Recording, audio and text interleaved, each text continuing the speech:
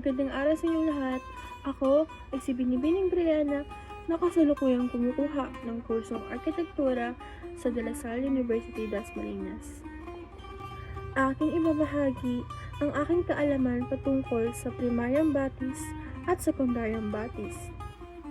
Ang primaryang batis ay tumutukoy sa mga taong nagkukwento ng kanilang karanasan at nasaksihan.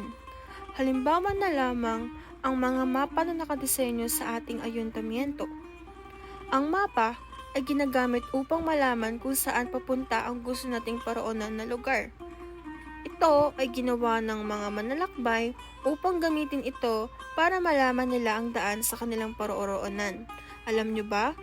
Kaya may ginuguhit na halimaw sa mga sinuunang mapa ay para maging palatandaan ito na ang mga lugar na yun ay delikado. Tayo ay humango sa sekundaryang batis. Sekundaryang batis naman ay tumutukoy sa mga nalalaman natin na nagmula sa mga libro, dokumentaryo at iba pang maaaring pagkuhaan ng impormasyon. Halimbawa, ang mga paniniwala ng ilang Pilipino na ang mga anting-anting ay nakakatulong sa kanila sa paraan na nagbibigay ito ng swerte at proteksyon. Ang ilan naman ay ginagamit sa panggagayuma at iba pang masasamang paraan. Ito ay sekundaryang batis dahil ang mga kwentong ito ay matagal na nating paniniwala bilang Pilipino. At sa muli, ako ay si Binibining Brianna at kayo'y sumubaybay sa aking YouTube channel nang kayo'y makasama ko sa aking paglalakbay. Maraming salamat sa panonood!